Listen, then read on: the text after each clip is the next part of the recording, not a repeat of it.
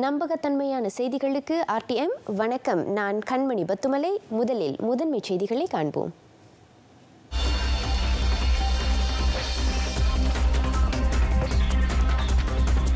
முப்பத்து 6 விழுக்காட்டு பகுதிகளில் நீர் விநியோகம் வழக்க நிலைக்கு திரும்பியது.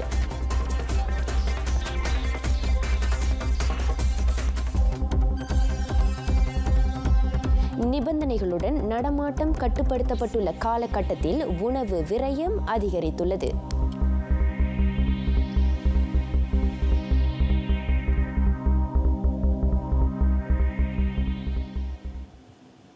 ஸ்லாங்கூரிலும் கோலாலம்பூரிலும் இதுவரை 36 விழுக்காட்டு பகுதிகளில் நீர் விநியோகம் வழக்க நிலைக்கு திரும்பியுள்ளது.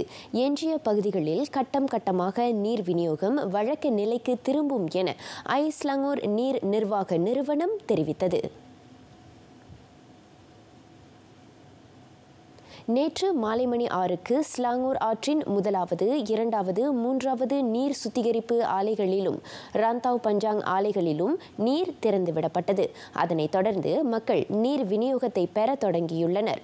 முதல் கட்டமாக சில பகுதிகள் நாளை காலையில் முழுமையாக நீர் விநியோகத்தை பெறும். சில பகுதிகளில் நாளை மறுநாள் காலையிலும், மேலும் சில பகுதிகளில் வியாழக்கிழமை காலையிலும் மக்கள் முழுமையாக நீர் விநியோகத்தை பெறுவார்கள் என ஸ்லாங்கூர் நீர் நிர்வாக நிறுவனம் கூறியது.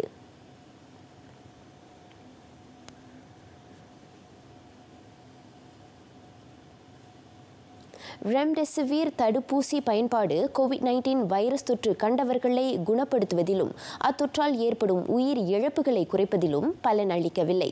WHO உலக சுகாதார அமைப்பு மேற்கொண்ட ஆய்வில் அது கண்டறியப்பட்டுள்ளதாக சுகாதார தலைமை இயக்குனர் Tan Sri doctor Noor Hisham Abdullah தெரிவித்தார். மலேரியா காய்ச்சலுக்கான தடுப்பு மருந்துகளான ஹைட்ராக்சி குளோரோக்வின், லோபினாவிர், ரித்தோனாவிர் ஆகியவற்றை கொண்டு வைரஸ் தொற்று கண்டவர்களுக்கு சிகிச்சை அளிப்பதிலும் பலன் இல்லை என்பது அந்த ஆய்வில் தெரிய வந்தது. மலேசியாவில் வைரஸ் தொற்றால் பாதிக்கப்பட்டவர்கள் உட்பட 30 நாடுகளைச் சேர்ந்தவர்கள் அந்த ஆய்வுக்கு உட்படுத்தப்பட்டனர். அந்த தடுப்பூசிகளால் பலன் இல்லை எனும் பட்சத்தில் மலேசிய சுகாதார அமைச்சு அதன் பயன்பாட்டை நிறுத்திக் கொண்டதாக தன்ஸ்ரீ டாக்டர் நோர் ஹிஷாம் கூறினார். அதற்கு பதிலாக COVID-19 தொற்றால் பாதிக்கப்பட்டவர்களுக்கு சிகிச்சை அளிக்க தற்சமயம் நிமோனியா, நுரையீரல் அழற்சிக்கு பயன்படுத்தப்படும் டெக்ஸாமெத்தசான் தடுப்பூசி பயன்படுத்தப்படுவதாக அவர் கூறினார். அது தொற்று கண்டவர்களின் உடலில் பல நேர்மறையான விளைவுகளை ஏற்படுத்துகிறது என்றார் அவர். இதுவரை COVID-19 வைரஸ் தொற்றை குணப்படுத்துவதற்கும் தடுப்பதற்கும் குறிப்பிட்ட தடுப்பூசி கண்டுபிடிக்கப்படவில்லை. பெரும்பாலான தடுப்பூசி தயாரிப்பு நாடுகள் 3ஆம் கட்ட ஆய்வில் ஈடுபட்டுள்ளன. இதுவே இறுதிக்கட்ட ஆய்வாக இருக்கும் என தன்ஸ்ரீ டாக்டர் நோர் ஹிஷாம் தெரிவித்தார். இதனிடையே ஏறக்குறைய 40 லட்சம் பேர் வசிக்கும் சபாவில் உள்ள அனைவருக்கும் COVID-19 தொற்றுக்கான பரிசோதனை மேற்கொள்ளப்படவில்லை. ஒவ்வொரு பகுதியிலும் வசிக்கும் மொத்த மக்கள் தொகையில் 5 விழுக்காட்டினர் பரிசோதனைக்கு உட்படுத்தப்படுகின்றனர். அதோடு அதிகமானோருக்கு தொற்று பரவிய இடங்கள், தொற்றால் பாதிக்கப்படக்கூடிய ஆபத்து அதிகமுள்ளவர்கள் என குறிப்பிட்ட கூறுகளின் அடிப்படையில் சுகாதார அமைச்சு பரிசோதனையை மேற்கொண்டு வருகிறது. இந்த அணுகுமுறையின் மூலம் தொற்று கண்டவர்களை விரைந்து அடையாளம் காண முடிவதாக தன்ஸ்ரீ டாக்டர் நோர் ஹிஷாம் கூறினார். நடப்பு நிலவரத்தின் அடிப்படையில் இந்த அணுகுமுறையில் மாற்றம் செய்யப்படும் என சுகாதார அமைச்சில் நடைபெற்ற COVID-19 தொடர்பான செய்தியாளர் சந்திப்பில் அவர் தெரிவித்தார். புரோட்டான் ஹோல்டிங்ஸ் நிறுவனத்தின் மேலும் 49 பணியாளர்கள் COVID-19 வைரஸ் தொற்றால் பாதிக்கப்பட்டுள்ளனர். அவர்கள் அனைவரும் ஸ்லாங்கூர் ஷா அலாமில் உள்ள தொழிற்சாலையில் பொறியியல் பிரிவில் பணிபுரிபவர்கள் என அந்நிறுவனம் ஓர் அறிக்கையின் வாயிலாக தெரிவித்துள்ளது. இம்மாதம் 14ஆம் தேதி புரோட்டான் நிறுவனத்தின் பணியாளர் ஒருவருக்கு COVID-19 வைரஸ் தொற்று கண்டிருப்பது உறுதிப்படுத்தப்பட்டது. அதனைத் தொடர்ந்து மேற்கொள்ளப்பட்ட பரிசோதனையில் அந்நிறுவனத்தில் பணிபுரியும் மேலும் 49 பேருக்கு வைரஸ் தொற்றியுள்ளது தெரியவந்தது. அந்த வைரஸ் அத்தொழிற்சாலையில் உள்ள மற்றவர்களுக்கு பரவுவதை தடுக்கும் நடவடிக்கையாக பணியாளர்கள் வீட்டில் இருந்து வேலை செய்யுமாறு கேட்டுக் கொள்ளப்பட்டுள்ளனர். அதோடு கிருமிநாசினி திரவத்தை தெளிக்கும் நடவடிக்கையும் மேற்கொள்ளப்பட்டுள்ளது. இதற்கிடையில் நிலையில் தொற்றால் பாதிக்கப்பட்டவர்களுடன் நெருங்கிய தொடர்பில் இருந்தவர்களை அடையாளம் காணும் நடவடிக்கைகள் முடுக்கிவிடப்பட்டுள்ளதாக புரோட்டோன் நிறுவனம் கூறியது. பணியாளர்கள், வாடிக்கையாளர்கள் உட்பட அனைத்து மலேசியர்களின் சுகாதார பாதுகாப்பிற்கும் முன்னுரிமை அளித்து தமது தரப்பு செயல்படும் எனவும் புரோட்டோன் நிறுவனம் உத்தரவாதம் அளித்துள்ளது. பொது சேவை துறையின் தேவை குறித்த அரசாங்கத்தின் உத்தரவுக்கு ஏற்பவே புதிய அரசாங்க ஊழியர்கள் பணியில் அமர்த்தப்படுவார்கள். அதே சமயம் அமைச்சு அது சார்ந்த துறைகளின் தேவைக்கு ஏற்ப வழங்கப்படும் வேலை வாய்ப்புகளுக்கு மக்கள் தொடர்ந்து விண்ணப்பிக்கலாம் என பொது சேவை ஆணையத்தின் தலைவர் தான் ஸ்ரீ ஜைனால் ரஹீம் சமான் தெரிவித்தார். அரசாங்க கொள்கைகள், திட்டங்கள் ஆகியவற்றின் அடிப்படையில் தேவைப்படும் மனித வளத்தின் அடிப்படையில் புதிய பணியாளர்களின் தேவையும் எண்ணிக்கையும் முடிவு செய்யப்படுவதாக தான் ஸ்ரீ ஜைனால் ரஹீம் சமான் குறிப்பிட்டார்.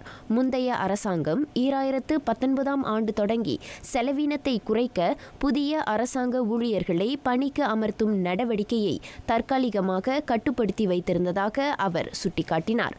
தற்போது SPA 9 எனப்படும் புதிய வேலைப்பதிவு முறை மேம்படுத்தப்பட்டுள்ளதால் விண்ணப்பதாரர்களின் துல்லியமான தரவுகளை பெற முடிவதாக தான் ஸ்ரீ ஜைனால் ரஹீம் கூறினார். முன்னதாக RTM தொலைக்காட்சி அலைவரிசைகளில் ஒளியேறிய ஸ்லமாட் பகி மலேசியா நிகழ்ச்சியில் அவர் சிறப்பு விருந்தினராக கலந்து கொண்டார்.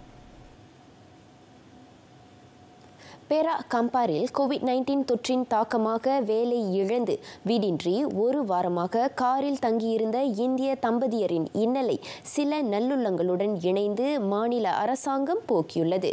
அவர்களுக்கு வீட்டை கட்டித்தருவதற்கான பணிகள் தொடங்கப்பட்டுள்ள வேளை தற்காலிகமாக தங்குவதற்கு வாடகை வீடும் ஏற்படுத்தி தரப்பட்டுள்ளது. 45 வயதான ஜே ராஜகுமாரியும் அவரது கணவர் P சிவகாமி செல்வனும் கடந்த 8 ஆண்டுகளாக ஜொகூர் பாருவில் வாகனங்களை கழுவும் வேலையை செய்து வந்தனர். COVID-19 தொற்றின் காரணமாக வேலை இழந்த அவர்கள் கடந்த ஜூலை மாதம் தங்களின் சொந்த ஊரான கம்பாருக்கு திரும்பினர். கம்பாருக்கு திரும்பியதிலிருந்து ராஜகுமாரி நீரிழிவு நோயால் அவதியுற்று வருகிறார். ஜொகூரிலிருந்து திரும்பிய போது தொடக்கத்தில் அவர்கள் ஜலான் தமோ பஹாரின் பிஞ்சி கிராமத்தில் அமைந்துள்ள ராஜகுமாரியின் தந்தைக்கு சொந்தமான வீட்டில் தங்கினர். ஆனால் மிக மோசமாக சேதமடைந்துள்ளதால் தங்குவதற்கு பாதுகாப்பற்ற இடமாக இருந்ததால் அத்தம்பதியர் வேறு இடத்தில் வாடகைக்கு தங்க முயன்றுள்ளனர். ஆனால் பண நெருக்கடி காரணமாக இறுதியில் அவர்கள் தங்களுக்கு சொந்தமான புரோட்டோன் ஈஸ்வரா காரில் கடந்த ஒரு வாரமாக தங்கினர். அக்காலகட்டத்தில் அவர்கள் குளிப்பதற்கு பண்டார் பாரு கம்பாரில் அமைந்துள்ள எண்ணெய் நிலையத்தை பயன்படுத்தினர். உடல்நிலை குன்றிய ராஜகுமாரிக்கும் அவரது கணவருக்கும் நேர்ந்த இந்த சங்கடம் குறித்த தகவல் துவாலாங் சக்காஸ் சட்டமன்ற உறுப்பினர் டத்தோ நோலி அஷிலின் முமர் ராஜியின் செவிக்கு எட்டியது. அதையடுத்து அத்தம்பதியரை நேரில் சந்தித்த டத்தோ நோலி அஷிலின் சேதமடைந்த வீட்டை உடைத்து அதே இடத்தில் புதிய வீட்டை கட்டித்தர உறுதியளித்தார். ஜீவா முர்னி திட்டத்தின் கீழ் மாநில அரசாங்கம் தனியார் அமைப்புகளின் ஒத்துழைப்பில் சுமார் 20,000 ரிங்கிட் செலவில் 2 அறைகளை கொண்ட வீடு கட்டப்படுகிறது. Tak kiralah bangsa ke apa, kita mati bukan boleh bawa. Jadi kita ucapkan terima kasih, Tuhan masih sayang kita. Semoga hati yang mulia tolong kita doakan. தீயணைப்பு மீட்புத்துறையைச் சேர்ந்த 32 உறுப்பினர்கள் கட்டுமான பணியை தொடங்கியுள்ளனர். தீபாவளி பண்டிகைக்குள் அந்த வீடு கட்டித்தரப்படும் என எதிர்பார்க்கப்படுகிறது.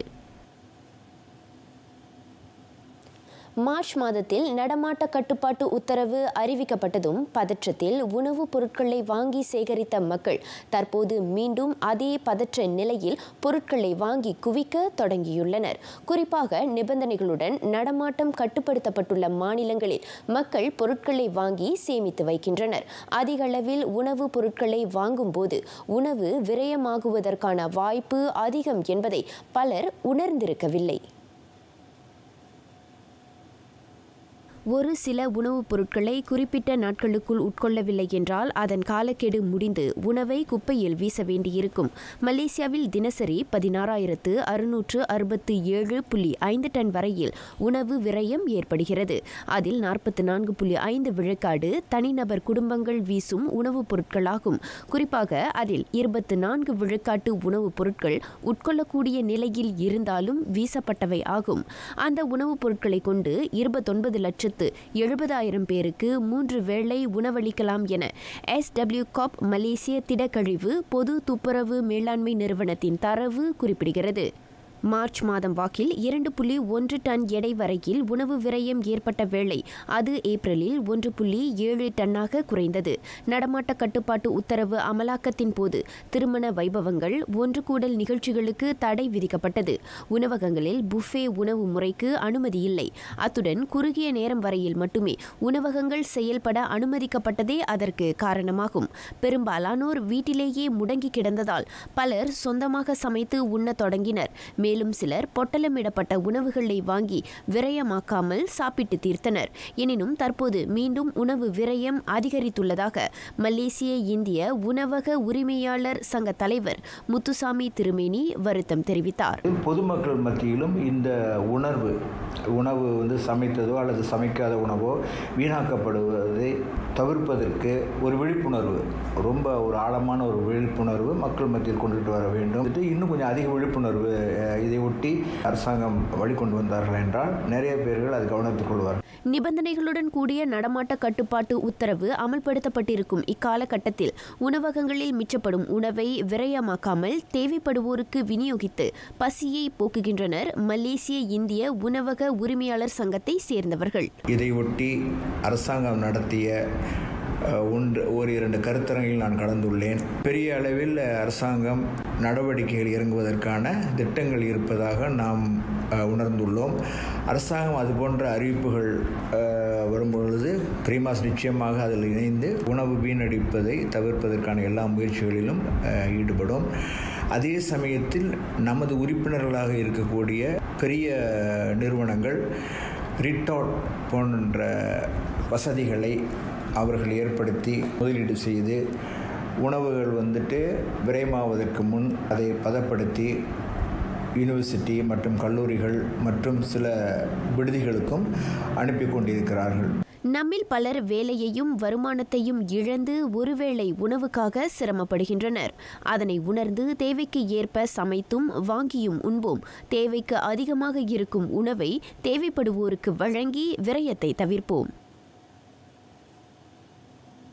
தனது நிறுவனத்திற்கு சொந்தமான இழுவை வாகனத்தை கொண்டு வாகன திருட்டில் ஈடுபட்டு வந்த நெடுஞ்சாலை உதவி போலீஸ்காரர் கைது செய்யப்பட்டார். அச்சம்பவம் தொடர்பில் அவன் உட்பட 4 விசாரணைக்காக 4 நாட்களுக்கு தடுத்து வைக்கப்பட்டுள்ளனர். கடந்த வியாழக்கிழமை தனது வாகனத்தை காணவில்லை என வாகன உரிமையாளர் ஒருவர் கொடுத்த புகாரின் அடிப்படையில் பட்டாலிங் ஜயாவில் அந்த 29 வயது ஆடவன் கைது செய்யப்பட்டதாக கொம்பா மாவட்ட போலீஸ் தலைவர் ACP அரிஃபாய் தராவே தெரிவித்தார். பயன்படுத்தப்பட்ட பொருட்களை விற்கும் கடையில் கார்களை 500 ரிங்கிட்டுக்கு விற்பனை செய்தால் அதற்கு ஊதியமாக அந்த ஆடவனுக்கு 100 ரிங்கிட் வழங்கப்படுவதாக முதல் கட்ட விசாரணையின் வழி கண்டறியப்பட்டுள்ளது. இந்த கைது நடவடிக்கையை அடுத்து பத்து கேவ்ஸ் ஜலான் சுங்கை துவாவில் அமைந்துள்ள பயன்படுத்தப்படும் பொருட்களை விற்பனை செய்யும் கடை ஒன்றை போலீஸ் சோதனையிட்டதாக அவர் கூறினார். அந்த கடையில் சந்தேகிக்கும் வகையில் நடந்து கொண்ட ஆடவன் ஒருவன் கைது செய்யப்பட்ட வேளை புகார் அளித்தவரின் வாகனமும் கண்டெடுக்கப்பட்டதாக அரிஃபாய் தராவே குறிப்பிட்டார். இச்சம்பவத்துடன் தொடர்புடையதாக சந்தேகிக்கப்படும் 29 முதல் 45 வயது வரையிலான மேலும் 2 உள்நாட்டு ஆடவர்களும் கைது செய்யப்பட்டுள்ளதாக அவர் சொன்னார்.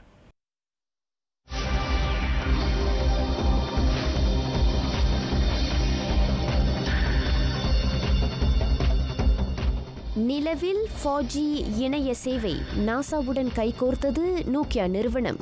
மேல் விபரம் உலக செய்தியில்.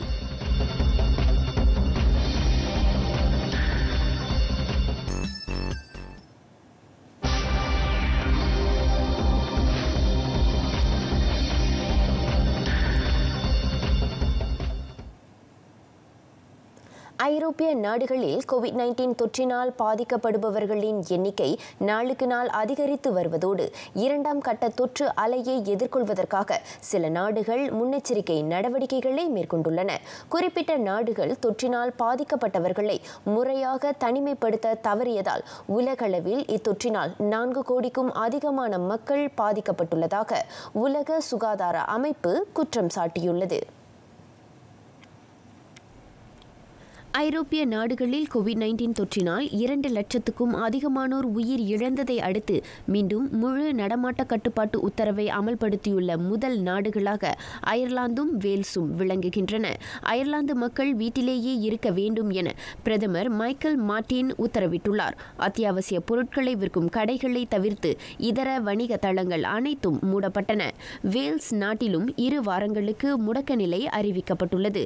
30 லட்சம் மக்கள் வசிக்கும் நாட்டில் வேலை மற்றும் உடற்பயிற்சி நடவடிக்கைகளுக்கு மட்டுமே மக்கள் வெளியே செல்ல அனுமதிக்கப்படுகின்றனர். ஒன்று கூடல் நடவடிக்கைகளுக்கு தடை விதிக்கப்பட்டுள்ளது. பெல்ஜியத்தில் கடந்த ஒரு வாரத்தில் மருத்துவமனைகளில் அனுமதிக்கப்பட்டுள்ளவர்களின் எண்ணிக்கை 100 விழுக்காடு அதிகரித்ததை அடுத்து அந்நாட்டில் ஒரு மாதத்திற்கு உணவகங்களும் இரவு கேளிக்கை மையங்களும் மூடப்பட்டுள்ளன. கோவிட்-19 தொற்று அதிகம் பதிவாகிய இத்தாலியிலும் உணவகங்களையும் இரவு கேளிக்கை மையங்களையும் மூட உத்தரவிடப்பட்டுள்ளது. மக்கள் வீட்டிலிருந்து வேலை செய்யும்படி பணிக்கப்பட்டுள்ளனர். சுவிட்சர்லாந்தில் கடந்த வாரமாக வைரஸ் தொற்றுக்கு இலக்காகுபவர்களின் எண்ணிக்கை அதிகரித்து வருவதை அடுத்து மக்கள் அதிகம் கூடும் இடங்களில் முகக்கவசம் அணிவது கட்டாயமாக்கப்பட்டுள்ளது. இதற்கிடையில் ஆஸ்திரேலியாவின் மிகப்பெரிய 2வது நகரான மெல்பர்னில் 100 நாட்களுக்கு பின் திறக்கப்பட்ட முடி திருத்தும் நிலையங்களுக்கு கோல்ஃப் விளையாட்டு மையங்களுக்கும் மக்கள் படையெடுத்துள்ளனர். கோவிட்-19 தொற்று சம்பவங்கள் குறைந்துள்ளதை அடுத்து அந்நகரில் கட்டுப்பாடுகள் தளர்த்தப்பட்டுள்ளன. அர்ஜென்டினா 10 லட்சத்திற்கும் மேற்பட்ட கோவிட்-19 தொற்று சம்பவங்களை பதிவு செய்துள்ளதை தொடர்ந்து அந்நாடு உலகில் தொற்றால் அதிகம் பாதிக்கப்பட்ட நாடுகளுக்கான பட்டியலில் 5வது இடத்தை நெருங்கி வருகிறது. கடந்த சில வாரங்களில் மிக அதிகமான தொற்று சம்பவங்களை பதிவு செய்த மிகச்சிறிய நாடாகவும் அது உள்ளது.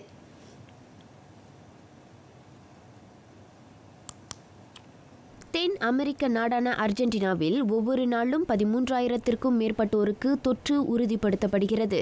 அமெரிக்கா, இந்தியா, பிரேசில், ரஷ்யா போன்ற அதிக மக்கள் தொகையை கொண்ட நாடுகளுடன் ஒப்பிடுகையில் 4,50,00,000 மக்கள் தொகையை கொண்ட அர்ஜென்டினாவில் பதிவு செய்யப்பட்டுள்ள தொற்று சம்பவங்களின் எண்ணிக்கை அதிர்ச்சியை ஏற்படுத்தியுள்ளது. அந்நாட்டில் பரிசோதனைகள் மிக குறைவாக மேற்கொள்ளப்படும் வேளையில் அண்மையில் பரிசோதனையை மேற்கொண்டவர்களில் 60 விழுக்காட்டினருக்கு தொற்று உறுதிப்படுத்தப்படுகிறது. இதன் வழி உலகில் குறுகிய காலத்தில் அதிகமானோருக்கு தொற்று உறுதிப்படுத்தப்பட்ட நாடாக அர்ஜென்டினா உள்ளது. அர்ஜென்டினாவில் முதல் நபர் கோவிட்-19 தொற்றால் பாதிக்கப்பட்ட உடனேயே அந்நாட்டில் தனிமைப்படுத்தப்படும் நடவடிக்கைகள் கடுமையாக்கப்பட்டன. அதனால் தொற்று பரவுவது மிகவும் குறைவாகவே இருந்தது. ஆனாலும் பொருளாதார வளர்ச்சியை மீட்சியுற செய்ய அரசாங்கம் நாட்டின் பல பகுதிகளில் கட்டுப்பாடுகளை தளர்த்தியதை அடுத்து வைரஸ் தொற்று அதிவேகமாக பரவியது. அந்நாட்டின் சுகாதார அமைச்சின் தரவுகளின்படி மொத்த மக்கள் தொகையில் 2.6 விழுக்காட்டினர் தொற்றால் உயிர் இழந்தனர். சிலியில் நடத்தப்பட்ட ஆர்ப்பாட்டம் கலவரமாக மாறியதில் 30க்கும் மேற்பட்டோர் உயிர் இழந்தனர். அதில் கலந்து கொண்ட பலர் 2 தேவாலயங்களை தீயிட்டு கொளுத்தியதோடு போலீஸ் நிலையங்களையும் தாக்கினர். நிலைமையை கட்டுப்பாட்டுக்குள் கொண்டுவர போலீசார் 600க்கும் மேற்பட்டோரை கைது செய்தனர். கடந்த ஆண்டு இதே காலகட்டத்தில் வாழ்க்கை செலவின உயர்வு உட்பட அரசாங்க கொள்கைகளை எதிர்த்து மக்கள் பேரளவில் ஆர்ப்பாட்டத்தில் ஈடுபட்டனர். அந்த ஆர்ப்பாட்டம் மேற்கொள்ளப்பட்டு ஓராண்டு நிறைவடைந்ததை முன்னிட்டும் மக்கள் தலைநகர் சந்தியாகோவில் பேரளவில் திரண்டனர். சந்தியாகோ சென்ட்ரல் பிளாசா இத்தாலியாவில் 30,000 பேர் அமைதியாக ஒன்று கூடியிருந்த வேளை பொறுப்பற்ற நபர்களின் செயலால் அது வன்செயலாக உருவெடுத்தது. இரவு முழுவதும் ஆர்ப்பாட்டக்காரர்கள் கடைகளை சூறையாடியது தேவாலயங்களையும் தீயிட்டு கொளுத்தினர். போலீசாருடன் கைகலப்பிலும் ஈடுபட்டனர். சர்வாதிகார ஆட்சி முறையை மாற்றுவது குறித்து மக்களின் கருத்துக்களை கண்டறிய இன்னும் ஒரு வாரத்தில் வாக்கெடுப்பு நடத்தப்படவுள்ள வேளையில் இந்த கலவரம் வெடித்துள்ளது. கோடைக்கால காட்டு தீயினால் கடுமையாக பாதிக்கப்பட்ட ஆஸ்திரேலிய வனப்பகுதிகளில் ட்ரோன் ஆளில்லா சிறு விமானங்களை கொண்டு விதைகளை தூவும் புதுமையான முயற்சியை WWF உலக வனவிலங்கு நிதியம் முன்னெடுத்துள்ளது. தீயால் பாதிக்கப்பட்ட பகுதிகளில் வன விலங்குகள் வாழ்வதற்கு ஏற்ற வசிப்பிட சூழலை ஏற்படுத்த யூக்கலிப்டஸ், நீலகிரி மரங்களின் விதைகள் உட்பட நாளொன்றுக்கு 40,000 விதைகள் தூவப்படுகின்றன.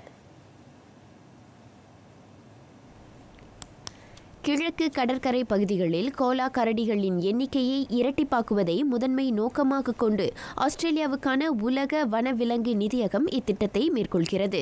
அந்நாட்டில் கடந்த ஆண்டும் இவ்வாண்டும் ஏற்பட்ட காட்டுத்தீ ஆஸ்திரேலிய வரலாற்றிலேயே மிக மோசமான காட்டுத்தீ சம்பவம் ஆகும்.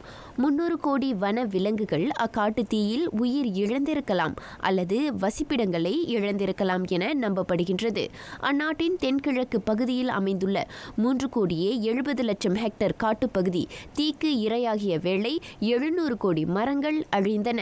தற்போது மேற்கொள்ளப்படவுள்ள ட்ரோன் ஆளில்லா சிறு விமானங்களின் மூலம் விதைகளை தூவுவதன் வழி புதிய மரங்கள் வளரும்.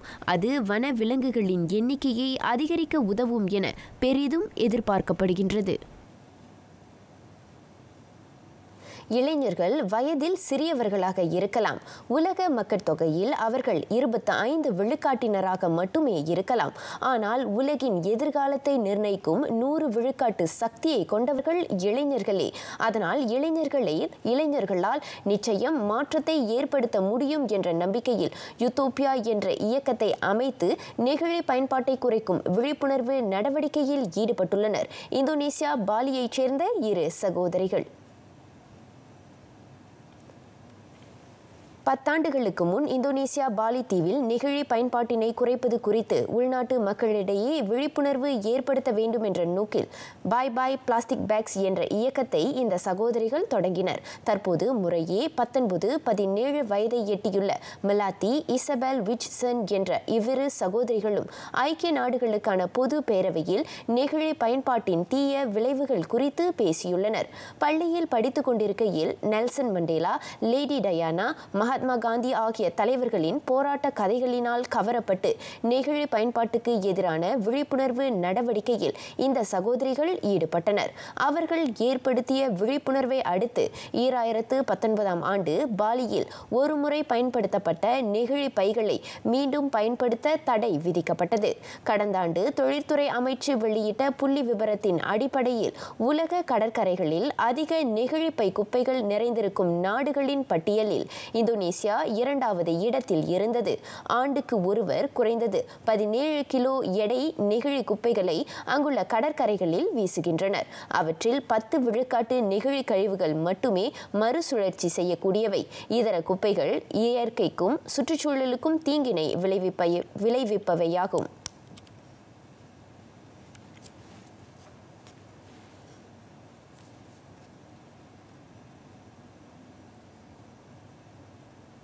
சந்திர கிரகத்தில் முதன் முறையாக இணைய சேவையுடன் கூடிய தொலைபேசி தொடர்பு வசதியை ஏற்படுத்தும் முயற்சியில் அமெரிக்க விண்வெளி நிறுவனமான நாசா இறங்கியுள்ளது.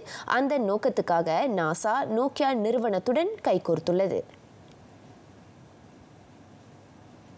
ஆர்டிமிஸ் திட்டத்தின் கீழ் 2024ஆம் ஆண்டு மீண்டும் விண்வெளி வீரர்களை நிலவுக்கு அனுப்ப நாசா திட்டமிட்டுள்ளது. 2030ஆம் ஆண்டு வாக்கில் மனிதர்கள் நிலவில் குடியேறுவதற்கான வசதியையும் வாய்ப்பையும் ஏற்படுத்தவும் அந்நிறுவனம் முயற்சித்து வருகிறது. அந்த இலக்குக்கு ஏற்ப 2022ஆம் ஆண்டுக்குள் நிலவில் முதல் கம்பியில்லா அகண்ட அலைவரிசை சேவை ஏற்படுத்தப்படும் என நோக்கியா நிறுவனம் தெரிவித்தது. அந்நோக்கத்துக்காக நாசாவும் நோக்கியா நிறுவனமும் $1,41,00,000 அமெரிக்க மதிப்புள்ள ஒப்பந்தத்தில் கையெழுத்திட்டுள்ளன. டெக்சஸை மையமாக கொண்ட இன்ட்யூட்டிவ் மிஷின்ஸ் தனியார் விண்வெளி கல வடிவமைப்பு நிறுவனத்துடன் கைகோர்த்து அச்சேவைக்கு தேவையான உபகரணங்கள் நிலவுக்கு கொண்டு செல்லப்படும் எனவும் நோக்கியா குறிப்பிட்டது. நிலவில் 4G இணைய சேவை ஏற்படுத்தப்படும். அதன் வழி விண்வெளி வீரர்கள் காணொலி மற்றும் ஒலியலை வழியாக பூமியில் உள்ளவர்களை தொடர்பு கொள்ளவும் டெலிமெட்ரி பதிவுகளையும் பயோமெட்ரிக் தரவுகளையும் பரிமாறிக்கொள்ளவும் முடியும் என நாசா நம்பிக்கை கொண்டுள்ளது.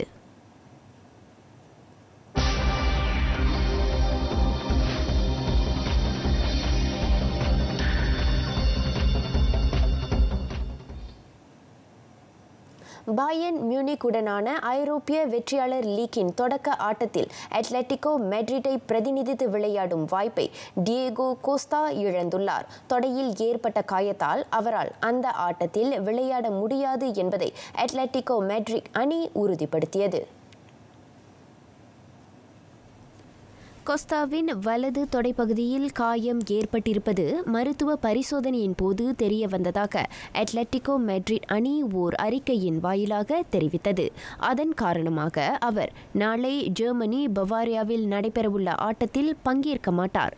கடந்த சனிக்கிழமை 2-0 என்ற கோல்களில் செல்டா விகோ அணியை வீழ்த்தி அட்லெட்டிகோ வெற்றி பெற்ற ஆட்டத்தில் கொஸ்தா காயமடைந்தார். அடுத்த ஆண்டு ஜப்பான் டோக்கியோவில் நடத்த திட்டமிடப்பட்டுள்ள ஒலிம்பிக் பாராலிம்பிக் போட்டிகளுக்கு இடையூறை ஏற்படுத்த ரஷ்யா இணைய தாக்குதலை மேற்கொள்ள திட்டமிட்டுள்ளதாக அமெரிக்காவும் பிரிட்டனும் குற்றம் சாட்டியுள்ளன. சிறப்பு தொழில்நுட்பங்களுக்கான முதன்மை மையம் என்றழைக்கப்படும் ரஷ்யாவின் இராணுவ உளவுத்துறையினர் அத்தாக்குதலை மேற்கொள்ள திட்டமிட்டுள்ளதாக அந்நாடுகள் கூறியுள்ளன. இவ்வாண்டு நடத்த திட்டமிடப்பட்டிருந்த அந்த இணைய தாக்குதல் கோவிட்-19 தொற்று காரணமாக ரஷ்யா ஒத்திவைத்துள்ளதாக அமெரிக்காவும் பிரிட்டனும் தெரிவித்துள்ளன.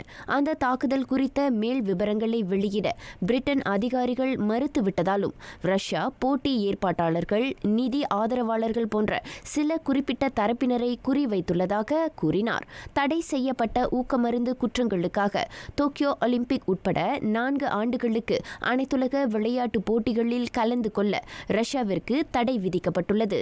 அதன் காரணமாகவே ரஷ்யா சம்பந்தப்பட்ட அனைத்துலக விளையாட்டு ஏற்பாட்டாளர்களுக்கு எதிராக இணைய தாக்குதல்களை மேற்கொள்ள முயற்சிப்பதாக குற்றம் சாட்டப்பட்டுள்ள வேளை மாஸ்கோ அக்குற்றச்சாட்டை மறுத்துள்ளது.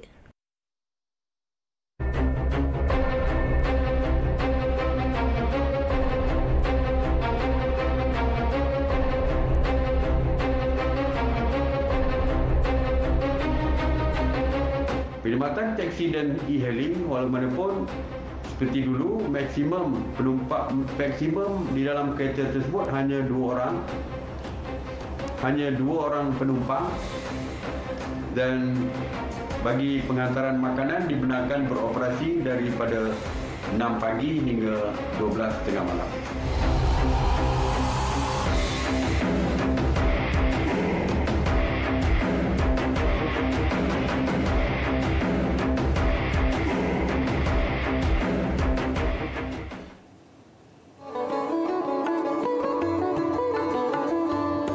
இன்றைய சிந்தனைக்கு சங்ககால புலவர் கணியன் பூங்குன்றனார் இயற்றிய புறநானூற்று பாடலில் இடம்பெற்ற வரி: நோதலும் தனிதலும் அவற்றோரன்ன, துன்பமும் ஆறுதலும் கூட மற்றவர் தருவதில்லை, மனம் பக்குவப்பட்டால் அமைதி அங்கேயே கிட்டும்.